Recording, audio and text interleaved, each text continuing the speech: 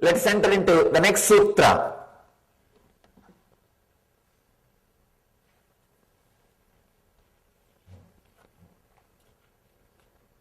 Pratyaksha anumana agamana ahamaha pramanani. Pratyaksha anumana agamaha pramanani. It's a beautiful sutra. It means, here Patanjali is describing more detailed way on each topic. He is describing what is right knowledge separately, what is wrong knowledge, what is imagination, what is sleep, what is memory. He is describing in a very deep way, because people ask, yes Swamiji, we know all these five can lead to suffering or joy. How to use them to lead to joy? How to use them? Here Patanjali is giving you description about each and every item and how to use them towards joy, towards raising your energy. Please understand, all these five, right knowledge, wrong knowledge, memory, imagination, sleep, can be, all these five can be used to increase your energy and reduce your energy.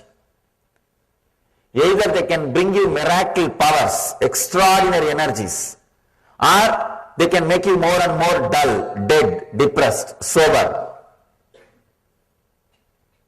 Imagination can straightaway be used. Now scientists are saying, if you constantly tell your kids, you are dull, you are dull, you are dull, they will become dull. If you are constantly praising them, you are bright, you are bright, you are bright, they will become bright. One beautiful incident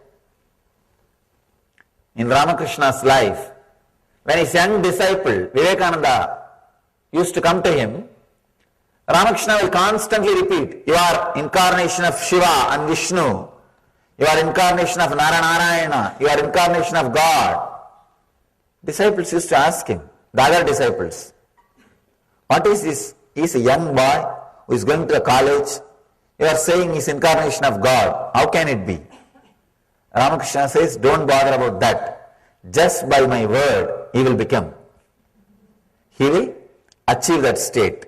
He will start living that state. Whoever you strongly believe, whatever they say will mold your personality. Will mold your personality. That is why I always tell people, catch the right guru. He will constantly remind you, you are the ultimate, you are God, you are living in the eternal energy. He will constantly remind you about your original state. There are two states in you. One is your original state, the divine state. Another one is the cloud which covers you. If you catch the right guru, he will constantly tell you, you are divine, because he is in the divine state. If you catch the wrong guru, he will constantly tell you, you are covered by cloud, because he is covered by cloud. He is in the state of cloudy state. So catch the right person. Catching the right guru almost does 80% of your job. I can't say 80, I think 90%. No, not even 90, 100%. If you catch the right guru, and if he also catches you, work is done. That's all. Now nothing else is needed. You need only one thing, hammock. And lie down.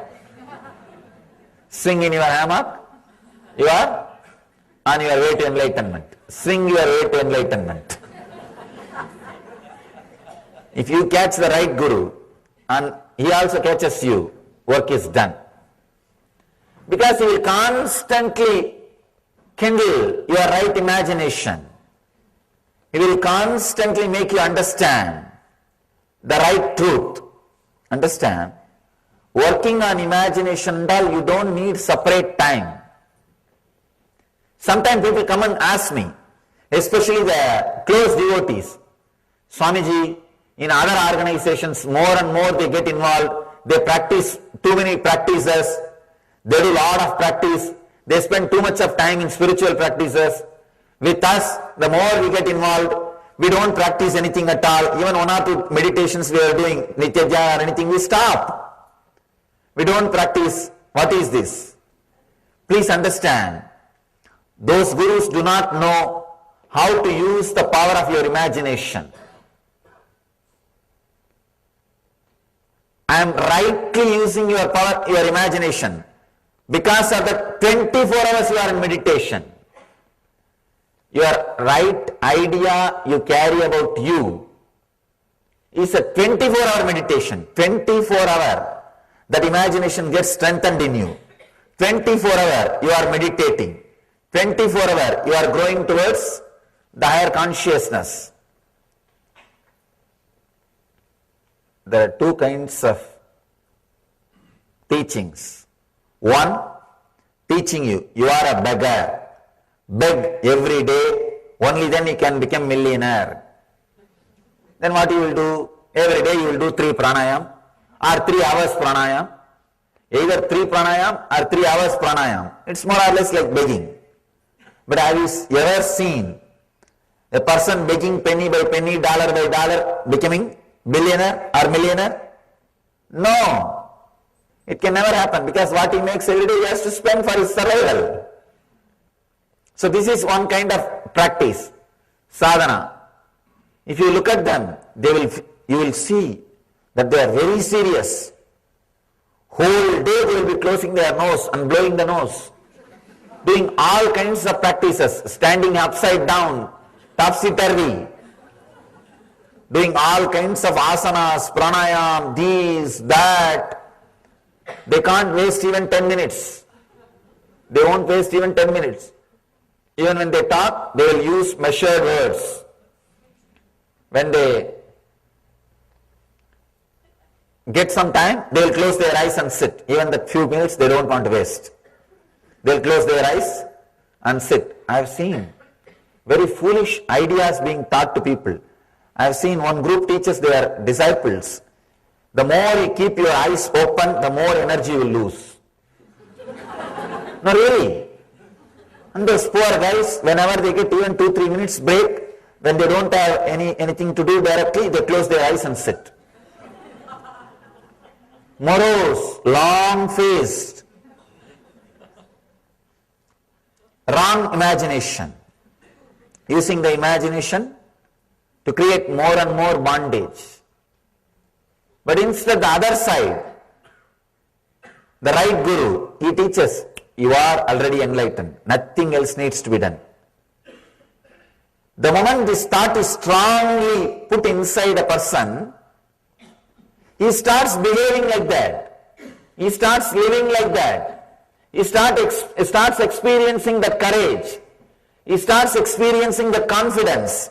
Even 1 or 2 idols which comes, he handles them with that confidence, with that courage, with that brightness, with that knowledge, with that energy, with that enthusiasm, and he lives enlightened.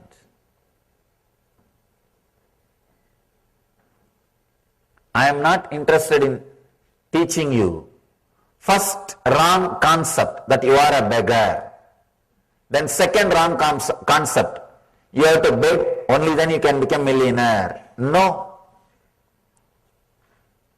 Already you are millionaire. Not only millionaire, billionaire, trillionaire, and what not. All you need is remember it, reclaim it, live. Remembering, reclaiming, living is all you need. So you are complete. That is why with our Sangha, with our group, the more and more you are connected, the more and more you feel connected, and more you come close, less and less sadhana, less and less practices, because I am using your very imagination. Your 24 hours becomes a spiritual practice. You don't need separate practice. Here, Patanjali is expressing beautifully. First, he is talking about right knowledge. Understand what is right knowledge. Pratyaksha, Anumana, Agamaha. It's a beautiful word. Pramanani, Pratyaksha, Anumana, Agamaha, Pramanani. Means perception through senses, conclusions arrived at through that cognition. The words of an enlightened master are the three ways to gain correct knowledge. Direct perception, inference, and competent evidence constitute right knowledge. It's very difficult to translate the Sanskrit words like agama, pramana. That is why I am using a book which has 12 translations. And I have my own translation. I am referring, it's a beautiful book. I wanted to give the credit and thank Mr. Salvatore Sambita, the author of this book. The book is The Unadorned Thread of Yoga. It's a wonderful book. He has compiled different 12 translations. See, each master has translated this aphorism from his understanding. So he has compiled 12 translations which can really give the complete or a comprehensive idea about how the sutras are perceived, understood. So I have my own translation. Apart from that, I refer all these 12 translations. So that whichever suits or whichever is more close to the original sutra, I am trying to use that translation.